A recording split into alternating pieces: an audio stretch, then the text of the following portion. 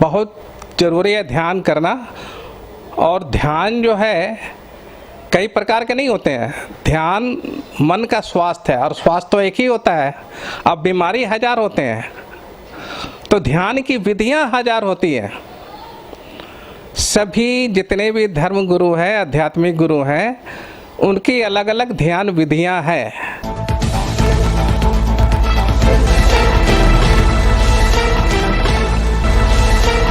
नमस्कार, आप देख रहे हैं आरबीएम न्यूज। आज आपकी मुलाकात करवाते हैं धनबाद झारखंड निवासी ओशो प्रेमी बसंत कुमार शर्मा से, जो कि आज गुरुग्राम आरबीएम न्यूज स्टूडियो आए हुए हैं। तो जो बताएंगे कि आज की भाग दौड़ की ज़िंदगी में ध्यान यानी मेडिटेशन कितना ज़रूरी है। आज के वर्तमान दौर में जिस तरह से स्ट्रेसफुल लाइफ है, भाग दौड़ की ज़िंदगी है और हर कोई किसी न किसी वजह से तनावग्रस्त रहते हैं। इस लिहाज से आज के समय में ध्यान की प्रासंगिकता बहुत ज़रूरी है। बहुत ज़रूरी है ध्यान करना। और ध्यान जो है कई प्रकार के नहीं होते हैं। ध्यान मन का स्वास्थ्य है और स्वास्थ्य तो एक ही होता है। अब बीमारी हजार होते हैं तो ध्यान की विधियां हजार होती हैं। सभी जितने भी धर्म गुरु हैं, आध्यात्मिक गुरु हैं, उनकी अलग अलग ध्यान विधियां हैं। और लोग ध्यान विधियां को ध्यान समझ लेते हैं। नहीं, ध्यान विधि जो है साधना पड़ता है खुद में, और फिर जो ध्यान को उपलब्ध होते हैं तो वो ध्यान क्या है? वो ध्यान है जो आम मन की स्थिति। क्योंकि मन का स्वभाव जो है वो अशांत रहने का है और आप बराबर विचार प्रक्रिया से गुजरते रहते हैं। आपका विचार इतना ज़्यादा बोझिल कर देता है आपको कि आप तनाव महसूस करते हैं। ज़रूरी है आप ध्यान में बैठेंगे, कोई भी ध्यान विधि आप करें, कोई एक ध्यान विधि आप अपना लें और आप महसूस करेंगे कुछ दिनों के बाद, महीना 2 महीना के बाद महसूस करेंगे कि हम में कुछ परिवर्तन हो रहा है। हम कुछ शांत से होने लगे हैं। और वो शांति तभी होता है जब आम मन की अवस्था होती है। आम मन की अवस्था ही जो है एक शून्य दशा, विचार शून्य का अवस्था होती है। वहाँ पर आपका ध्यान उपलब्धि है कुछ देर के लिए, बराबर नहीं। आप जो है कुछ देर के लिए ही उस दशा में रह सकते हैं, बराबर के लिए नहीं। लेकिन हाँ, धीरे धीरे आप अपने कार्यकलापों में, आप अपने रूटीन में जो है कोई भी काम करेंगे तो शांत चित्त से करेंगे। और वो शांत चित्त जो है वो ध्यान की उपलब्धि है, ध्यान की परिणति है। एक आम नागरिक जो है वो ध्यान में कैसे उतरे? क्या उसके लिए कोई ट्रेनिंग जरूरी है? बताइए। ट्रेनिंग जरूरी नहीं है। आप बहुत सारे आध्यात्मिक व धर्म गुरु जो है अपना अपना शिविर चलाते हैं। आप उस शिविर में कुछ दिन अटेंड करें। जो सरल ध्यान विधि है वो शिविर में जब आप करेंगे तो आप उस ध्यान विधि को, जो आपको सरल लगता है, जो आपको अच्छा लगता है, उसे आप घर में करेंगे। क्योंकि बराबर तो आप नहीं कर सकते हैं, शिविर में तो जा नहीं सकते हैं। तो उसी ध्यान विधि को जो कि सरल आपको सुगम लगता है। हर ध्यान हर आदमी के लिए नहीं है। बहुत सारे ध्यान हैं, ध्यान विधियां बहुत सारे हैं, लेकिन सबके लिए नहीं है। उसी तरह से आपको सूटेबल कौन सा लगता है, आपको कौन सा ध्यान विधि अच्छा लगता है, जो अच्छा लगता है समझ लीजिए वो आपके लिए है। और आप पहले शिविर में अटेंड करेंगे। शिविर में जो संचालक है वो आपको बताएंगे क्या करना है, कैसे करना है। अब उदाहरण के लिए हम ओशो प्रेमी हैं। ओशो प्रेमी जो है शिविर में जाते हैं पहली बार तो 5-6 सरल विधियां, ध्यान विधियां जो है बताई जाती है और लोग करते हैं, समूह में करते हैं। समूह में जब करते हैं तो उसमें वो महसूस करते हैं। अब ओशो के सबसे पहला और ज़बरदस्त ध्यान विधि है वो सक्रिय ध्यान है। सक्रिय ध्यान में जो है आपको इतना वैज्ञानिक तरीके का ध्यान है जो कि आपको बहुत जल्दी प्रभाव डालेगा।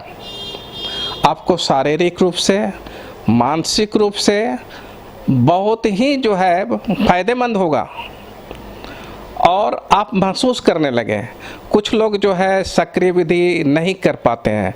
सक्रिय ध्यान विधि जो है वो खास करके जवान लोगों के लिए है, बीमार लोगों के लिए नहीं है, जो स्वस्थ है उनके लिए है। उसके जगह में, उसके सप्लीमेंट में कुंडलिनी ध्यान है, कुंडलिनी ध्यान करते हैं। और भी ध्यान है, जो नाद ब्रह्म है उसको करते हैं। ये सब शिविर में होता है प्रारंभिक दौर में। और लोगों को जहाँ तक होता है सरल विधि, ध्यान की सरल विधि ही बताया जाता है जिससे वो सुगम तरीके से घर में कर सके। और कई लोगों का ऐसा मानना है कि ध्यान में उतरने के पहले प्राणायाम जरूरी है, तो इस पर आपका क्या कहना है? सक्रिय ध्यान विधि है। सक्रिय ध्यान विधि में प्रथम चरण जो है वो भस्त्रिका प्राणायाम है। भस्त्रिका प्राणायाम जो है वो इतना कारगर प्राणायाम है कि आपके हृदय स्थल पर जो कार्बन जमा रहता है वो सारा निकल जाता है और बहुत ज़बरदस्त तरीके से जो है जब निकल जाता है तो आपके हृदय में जितना भी कार्बन रहता है उसके कारण आपका मन भी चंचल रहता है, मन बोझिल रहता है।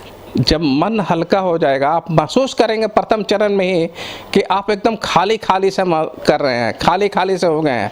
और सांस की प्राणायाम विधि जो है, सांस जो है आपको पूरी तरह से तरोताजगी में भर देता है। इसीलिए बहुत सारे प्राणायाम लोग जो करते हुए नज़र आते हैं, रामदेव बाबा के भी प्राणायाम जो करने आते हैं, हालांकि प्राणायाम हो, योग हो, जो भी है वो तो पतंजलि का ही है। अलग अलग लोग ध्यान विधि का जो है अपने अपने तरीके से करवाते हैं। ओशो जो है प्रथम चरण 10 मिनट का होता है जिसमें सिर्फ भस्त्रिका प्राणायाम करना होता है और उसमें आप इतने हल्के हो जाते हैं और ऊर्जा से भरपूर हो जाते हैं। और दूसरा चरण उसका होता है केओटिक हो जाना, अराजक हो जाना खुद में, और अपने आप में ऐसा अराजक हो जाना कि आपके अंदर जितने भी कचरा है, जितने भी नकार भाव है, सब निकाल दीजिए आप। और जब निकाल देंगे तो स्वतः स्फूर्त जो है आप अपने आप को बहुत ही शांत महसूस करेंगे। इस तरह से जो है सक्रिय ध्यान विधि का 7 चरण है और 7 चरण में आप जो है लास्ट में आप उत्सव मनाते हैं। इतना आप प्रफुल्लित हो जाते हैं कि द्वितीय चरण के बाद 10 मिनट के बाद फिर जो है आप एक प्रयोग और करना होता है जिसमें आपकी कुंडलिनी जो है, जो कि छलांग मारते हुए जो है वो ऊपर की आती है नाभि केंद्र में। और नाभि केंद्र जो है हर व्यक्ति का जो है केंद्र है। वहाँ से आपको जो है आपकी कुंडलिनी जो है ऊपर की ओर जाती है और आपका नाभि चक्र अगर सक्रिय है तो आप स्वस्थ हैं और आप शांत हैं और आपका वो प्राण चक्र है, वो एक तरह से कहें तो। आज जो है भागदौड़ की ज़िंदगी में लोग टेंशन ग्रस्त हैं, तनाव ग्रस्त हैं और बात बात में क्रोधित हो जाते हैं। बात बात में कई समुदाय एक दूसरे के खिलाफ आग उगलने लगते हैं। कई बार आपने देखा होगा, कई बार लोग एक दूसरे को जान लेने पर उतारू हो जाते हैं। तो ये सब क्या है और ओशो का क्या मानना था? ओशो किस तरह का क्रांति चाहते थे ध्यान को लेकर? ये सब कृपया डिटेल में बताएं। ओशो का सक्रिय ध्यान विधि बहुत ही वैज्ञानिक विधि है। जैसा कि मैंने कुछ देर पहले बताया था कि उसका दूसरा चरण में एक अपने मन के नकारात्मक भाव को जो है बाहर निकाल देना होता है। आपके अंदर क्या क्या भरा हुआ, आपके अचेतन में क्या क्या भरा हुआ जिससे आप नहीं जानते हैं, लेकिन वो नकारात्मक भाव को जो है वो जैसा ही आप उलीचना शुरू करेंगे, कैथारसिस करना शुरू करेंगे, वो ऑटोमेटिकली स्वतः स्फूर्त जो है वो आते चला जाएगा, अब बाहर निकलते चला जाएगा। और सक्रिय ध्यान विधि के बाद जो आप महसूस करेंगे कि वो कौन था कुछ देर पहले जो कि जरा जरा सी बात पर उलझ जाता था, झुंझला जाता था, आक्रोशित हो जाता था, क्रोधित हो जाता था, वो कौन था और अभी कौन है? क्यों? क्योंकि आप अपने ना तो चेतन के प्रति सजग है और ना तो अचेतन के प्रति सजग है, ना अवचेतन के प्रति सजग है।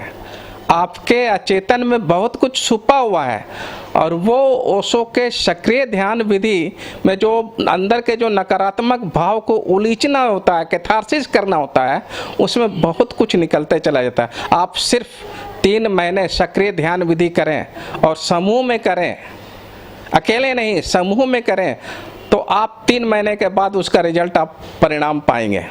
ने पूछा है कि क्या कारण है कि लोग एक दूसरे धर्म के ऊपर जो है दोषारोपण करते हैं, एक दूसरे पर इल्ज़ाम लगाते हैं, और ऐसा होता क्यों? ऐसा इसलिए होता है कि आप अगर हिंदू धर्म में पैदा हुए हैं तो आप हिंदू संस्कार से जो है बंधे हुए हैं।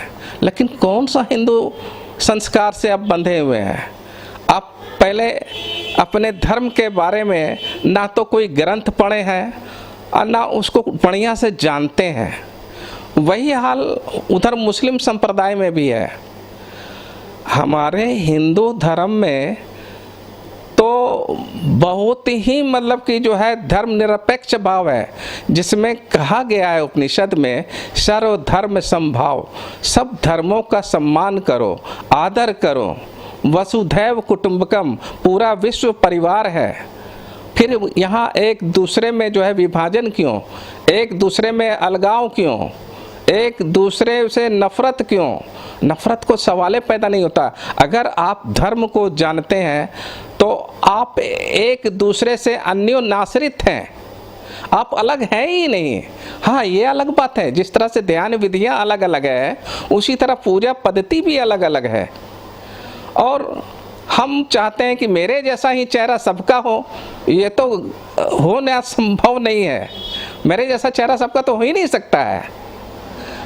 विभिन्नताएं हैं, भाषाओं की विभिन्नताएं हैं, संस्कारों की विभिन्नताएं हैं, हर व्यक्ति की, और हर व्यक्ति की अपनी अस्मिता जो है दूसरों से एकदम अलग है, और इस मायने में वो अद्वितीय है।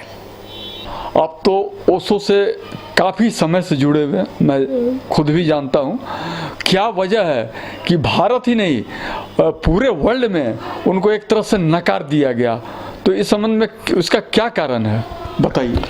स्वाभाविक है, जो भी सद्गुरु होंगे वो विद्रोही होंगे, वो प्रचलित मान्यताओं को, प्रचलित परंपराओं को, प्रचलित जो तथाकथित धर्म है उसके विरुद्ध ही बोलेंगे। वो ओशो ने कहा कि लोग धार्मिक नहीं हो पाए हैं, लोगों में जो है धार्मिक चेतना का अभाव है। क्या धर्म में ये बात स्वीकार्य है कि नफरत करो? हुआ क्या? जितने भी बुद्ध हुए, मनीषी हुए, जितने भी जो है पैगंबर हुए, मसीहा हुए, वो बात कुछ और कहे, मगर अनुयायी उनकी बातों को समझ नहीं पाए। और नहीं समझ पाने का कारण है कि जब भी कोई व्यक्ति पैदा होता है तो अपने अपने सो कॉल्ड रिलीजन से संस्कारित कर दिए जाते हैं। बाकी जो धर्म है, बाकी जो विचार है, उससे उसको बंद कर दिया जाता है। कारण क्या है? कारण है कि स्वतंत्र रूप से विचार नहीं करता। वो कभी भी स्वतंत्र रूप से विचार नहीं करेंगे तो आप में कोई नई बात नहीं आएगी, और स्वतंत्र रूप से जब विचार करेंगे तभी आप किसी भी धर्म के सार तत्व को समझ पाएंगे, अन्यथा नहीं समझ पाएंगे। ओशो के साथ क्या हुआ, जहाँ जहाँ भी गए, जिस देश में गए, सब लोग अपने अपने धर्म से, अपने अपने संस्कृति से संस्कारित थे और वो जड़ बुद्धि की तरह काम करते रहा। खुद ओशो के जो है सन्यासी प्रेमी, वो अपने आप को कहते हैं हिंदू। ओशो ने तो कहा था, हम जो बात कह रहे हैं वो सो कॉल्ड रिलीजियस से, धर्म विशेष से जुड़ा हुआ नहीं है। ना तो मैं कोई विचार दे रहा हूँ और ना मैं कोई जो है सिद्धांत दे रहा हूँ। हमारी बातें खुद विरोधाभास में है और उसका कारण है कि हम जो आज बात कह रहे हैं कल कुछ और कहेंगे, कल जो बात कहे थे आज कुछ और कहेंगे। कारण है कि हर बात एक दूसरे के विरोधाभास में है और आप खुद विचार करें, आप कहीं अटक ना जाए, किसी विचार में, किसी सिद्धांत में अटक ना जाए। और मैं जानता हूँ कि मेरे जो अनुयायी बनेंगे वो कहीं न कहीं अटके हुए होंगे, हमारे शब्दों को में अटक जाएंगे, मगर हमारा संदेश को वो समझ नहीं पाएंगे। आपका जो भी अनुभव होगा वो आपका होगा, शब्द मेरे होंगे, लेकिन उस शब्द में जो है आप अपना अनुभव ढूंढिए। हमारा अनुभव अलग है, आपका अनुभव अलग होगा। आप जब साधना मार्ग से गुजरेंगे तो आपका अनुभव अलग होगा, मेरा अलग होगा, लेकिन उसमें भी जो है कुछ बातें जो है समानता होती है। तभी तो कहे हैं कि सबे सयाने एक मत, मंजिल तो एक ही है, रास्ता अलग अलग है। रास्ता वो जो अलग अलग है वो रास्ते जो है संप्रदाय है, पंथ है, धर्म नहीं है। हमने गलती कहाँ कर दिया, संप्रदाय को और पंथ को जो है धर्म मान लिया। वो तो रास्ता है, मंजिल नहीं है। हर एक रास्ते का मंजिल एक ही है। आरबीएम न्यूज़ के लिए मेरी बहुत शुभकामनाएं। पूरी पराक्रम के साथ, पूरे जुनून के साथ राष्ट्रभक्ति, राष्ट्रवाद, स्वदेशी आत्मनिर्भरता, अपने सनातन सांस्कृतिक मूल्यों को लेकर के आगे बढ़ रहा है। सुरेंद्र प्रताप जी के लिए मेरी बहुत बहुत शुभकामनाएं। अगर आपको ये वीडियो अच्छा लगे तो आरबीएम न्यूज़ को लाइक करें, सब्सक्राइब करें और अधिक से अधिक शेयर करें।